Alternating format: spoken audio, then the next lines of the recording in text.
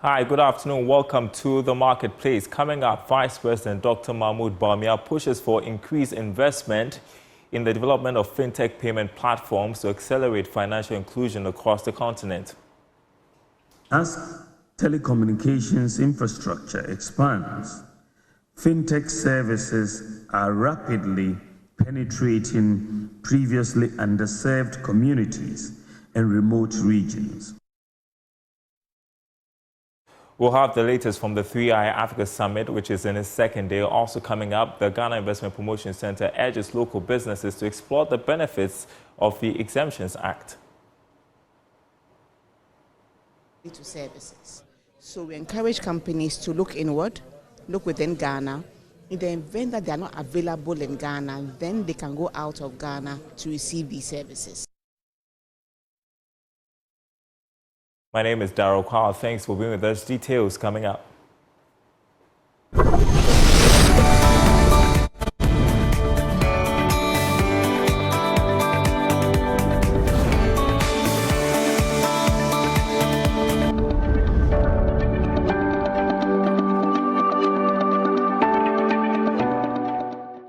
And thanks for staying with us, everyone. First up, Vice President Dr. Mahmoud Bawumia is pushing for increased investment in the development of fintech payment platforms to accelerate financial inclusion across the continent. He's also urging stakeholders to embrace the tech evolution, such as the advancement of AI and cryptocurrency. Very soon, we will be speaking with my colleague Winston Taki, who is covering the 3i Africa Summit for us. But first, take a listen to what the Vice President said.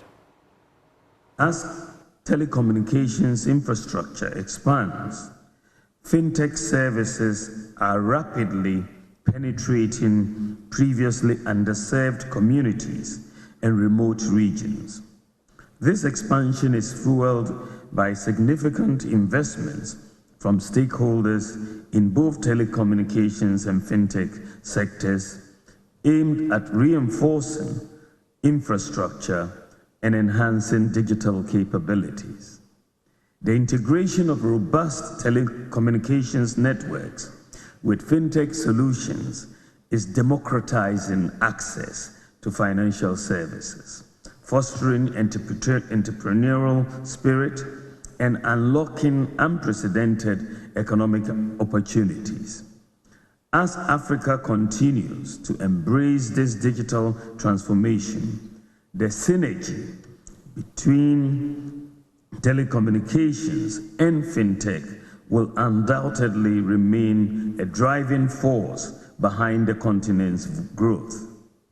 Industry research indicates a remarkable surge in tech startups across Africa, with the number nearly tripling from 2020 to 2021.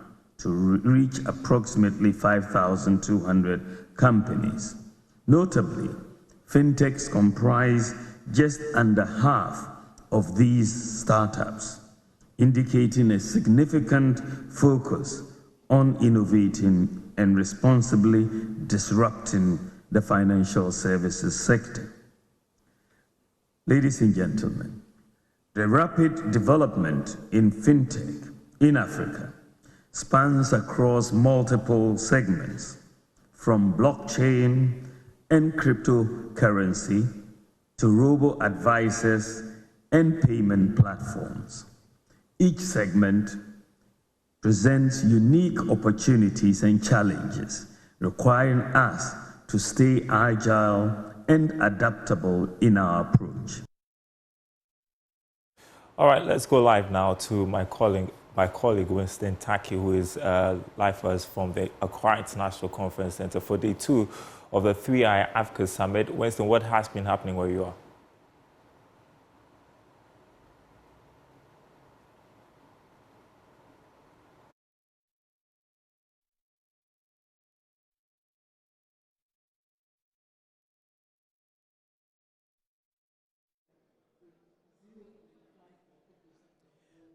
Hello, Daryl. I'm still here at the Accra International Conference Center, and the plenary session is still ongoing, where the Minister of Communication and Digitalization had a very insightful conversation with key players in the sector.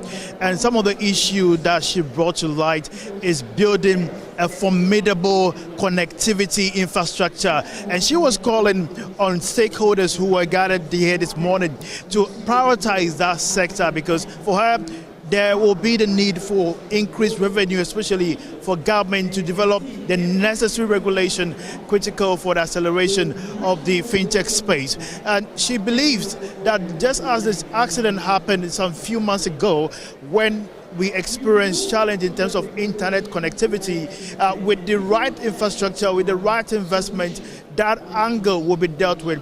She also said that we should be broadened, especially when it comes to looking at a space, building the structures that will accelerate the pace at which fintechs can develop. There are many venture capitalists who are looking at supporting startups, but few have focused on supporting fintech. And she believes that this 3i Africa Summit is a beginning of greater things to happen in that sector.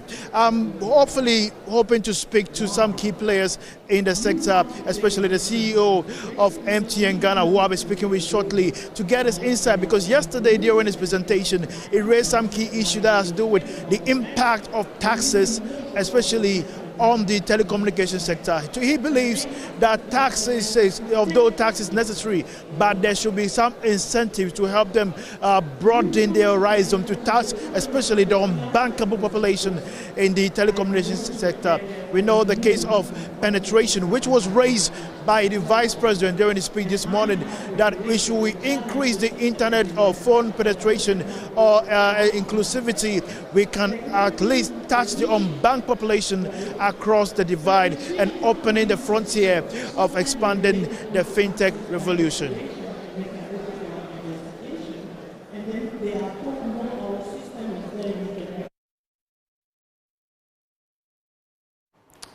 All right, we'll be connecting with Winston Tuck in the course of the program once he gets some guests to speak to. But still from the 3i Africa Summit, head of the legal division at the Accra Investment Promotion Center, Nalamle Orleans Lynn, says urging local businesses to explore the benefits of the Exemptions Act. Speaking at the 3i Africa Summit in Accra, Orleans Lynn highlighted that companies utilizing the services of other Ghanaian businesses may qualify for specific tax or fee exemptions under the Act. This, she says, suggests an opportunity for local businesses to potentially reduce costs and boost their competitiveness by working with other Ghanaian firms. GNPC Act, as well as the regulations, one of the main purposes there is to ensure that companies in Ghana, whether they are local companies, whether they are foreign companies, always ensure that they look first within Ghana for services. We want to make clear that this does not apply to goods. The TTA applies only to services. So we encourage companies to look inward, look within Ghana. In the event that they are not available in Ghana, then they can go out of Ghana to receive these services. So we encourage companies to explore Ghanaian companies who are able to provide top-notch services to them before seeking to get them outside the country. And when you say incentives, I suspect many companies are thinking about tax waivers and tax incentives. At the moment, we have what we call the Exemptions Act, which harmonizes the incentive regime for companies. And in that law, depending on your activity in Ghana, the government of Ghana, through the Ministry of Finance and Parliament, may grant you specific incentives. But this is largely to do with your activity in country. If it's in a priority area, an area where Ghana seeks to increase investments in, then you may get an incentive or a tax waiver. Now, the Ministry of Foreign Affairs and Regional Integration says it has revived its long-term program of promoting made-in-Ghana goods and services after coming to a temporary halt over the past 3 years. The third edition of the Made in Ghana Bazaar, the ministry says, will create a platform to build strong relationships between Ghana's local industries and the well-established markets of foreign partners abroad through the use of Ghana's diplomatic missions and network. Minister of Foreign Affairs and Regional Integration Shirley Ayokoboche at the media launch of the bazaar re-echoed the need to patronize made-in-Ghana goods and services whilst improving on production, processing, packaging and distribution chains. We wish to emphasize that the overarching objective of the bazaar is to use the network of our diplomatic missions abroad and diplomatic missions accredited to the Republic of Ghana to facilitate the penetration of Ghanaian products and services into foreign markets. The bazaar also creates the needed platform to build strong relationships between Ghana's local industries and the well-established markets of our foreign partners abroad. It also aims to re-echo the need to patronize made-in-Ghana goods and services while improving on the production, processing, packaging, and distribution chain.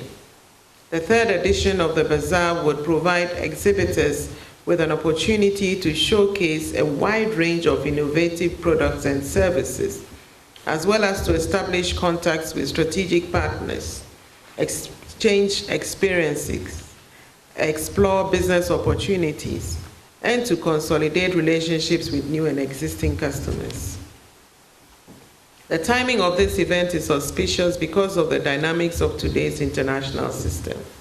This has prompted the need for governments to focus more on economic diplomacy by forging partnerships and strengthening economic ties to boost their economies, to create prosperity and improve the living standards of their people. All right, you're watching The Marketplace. We are taking you back to the Accra International Conference Center where the 3i Africa Summit is in its second day. My colleague Winston Taki has a number of guests to speak to on Africa's digital economic policy, which is taking center stage discussions. Take it away, Winston.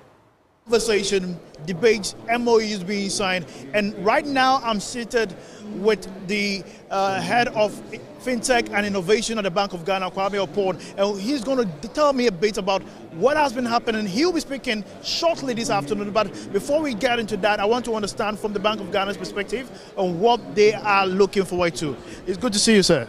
Thank you for having me, and thanks for being here. Wonderful. Now, the conversation has been going on. The Vice President has spoken, your boss, Dr. Ernest Addison, has spoken. So far, what is your assessment of the key development from their statement? Well, thank you. So I think, first of all, we set out to have a conversation that will be practical and will be impactful. And as it stands right now, when you look at the participation yesterday, a significant number of people who are here, not just from across the continent, from across the world.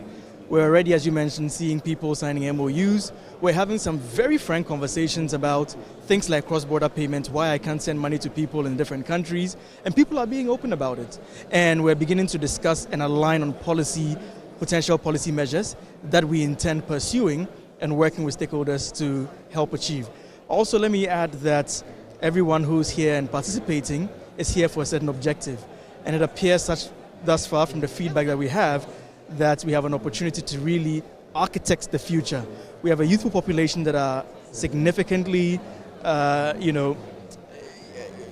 enhanced, in terms of their prospects in future. They are incredibly talented, and it is becoming clear and clearer and clearer that indeed the next generation is neither incapable nor helpless. And it's incumbent on us to fashion our policies that would make sure that we can really, as a society, achieve our true potential, not just from a Ghana level, from an Africa level as well. The Vice President, during his speech, he made mention of the credit bureau and how the key for identity, fintech identity, synchronizing that is the new way to go. What do you make of that? Do you feel like this is a charge and an assignment, an instruction that is now bestowed on you, who is leading the fintech space in Ghana?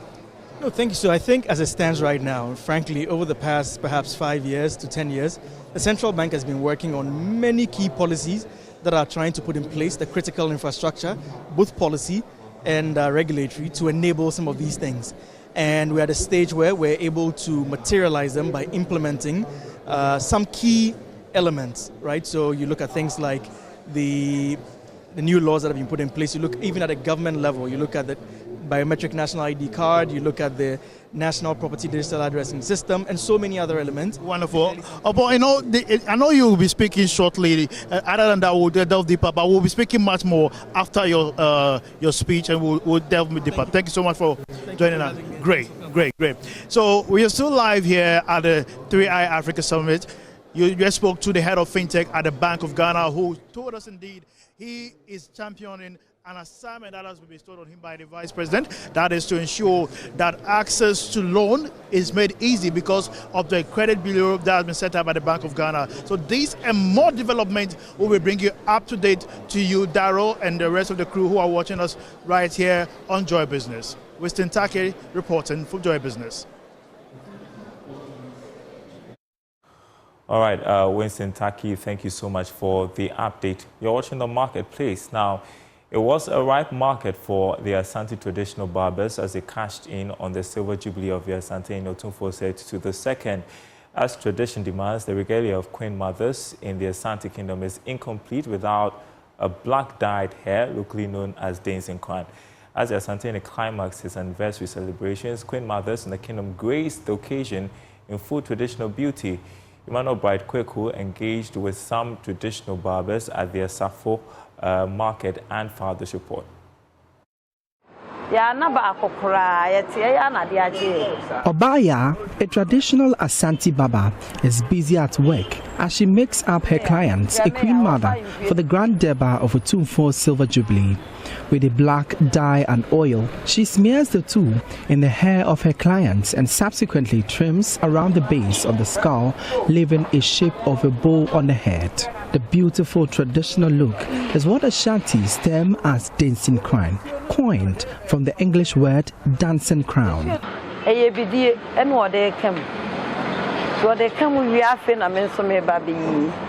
She's using charcoal and oil for the hair. Afterwards, I'll trim the hair to give it a nice look.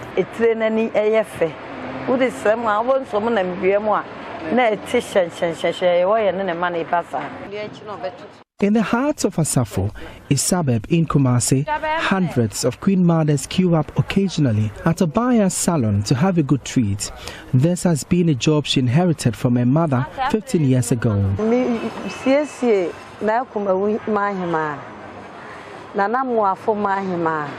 I trim a lot of queen mothers, including Kumewu and Mansun Kwanta queens. We are the only ones here in Asafo.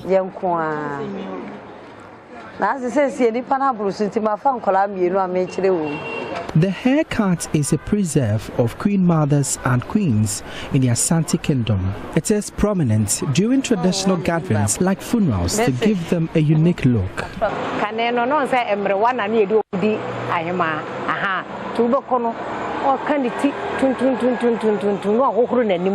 Old women used to be queen mothers in the ancient times. You'd normally find them dyeing their hair the early morning to receive visitors. This is to showcase they are the head of a particular clan.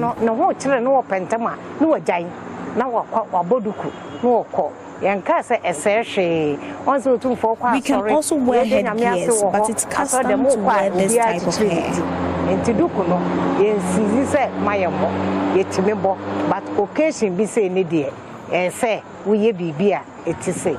With hopes of passing on the traditional vocation to the next generation, Obaya is training her friends and family.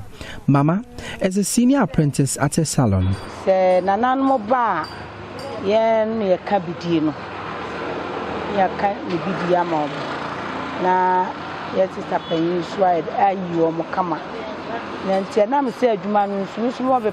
We dye the hair with charcoal and oil. Because I want to learn the job, I decided to shave some of the women when my master wasn't around, and it came out great.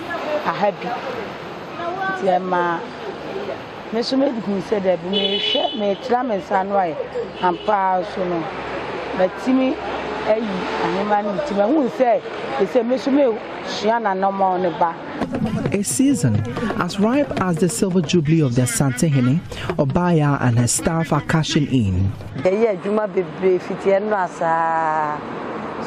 There's a lot of profit in this compared to the modern salons. It's not really stressful.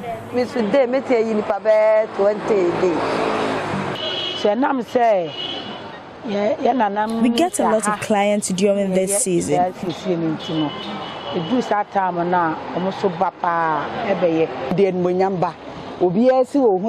This gives us a beautiful look. After a beautiful shave, these queen mothers are ready to match their hairdo with a resplendent traditional attire and accessories for the Durbar. For Joy News, my name is Emmanuel Bright Kweko.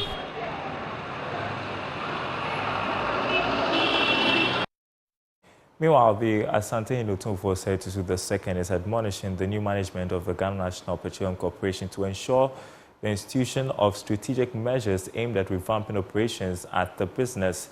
The GNPC, which oversees activities in the upstream sector of the petroleum industry, recently appointed a new chief executive officer to steer affairs of the corporation. Paying a courtesy call at the Menchia Palace, the Asantehene advised the new GNPC boss to adopt innovative strategies to rake in more economic benefits for the country. A delegation from the Ghana National Petroleum Corporation, including its new chief executive and board chairman, visited the Asantehene to extend pleasantries in celebration of Otumfuo Silver Jubilee. Commending their efforts, the Asantehene Otumfuo Setusu II admonished management and the new chief executive of GNPC to adopt sustainable measures to promote their operations. Otumfuo says not only would a booming business rake in economic benefit to the country, but also accord the management with praise. The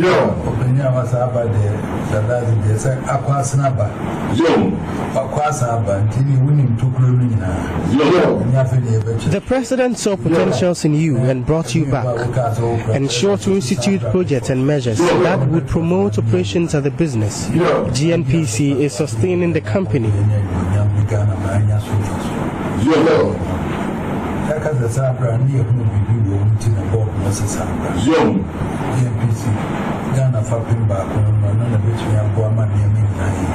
The corporation has since 2017 supported the development of social projects funded with the nation's oil resources. At least 100 projects have been established by the GNPC in the Ashanti region, including educational facilities and other health projects.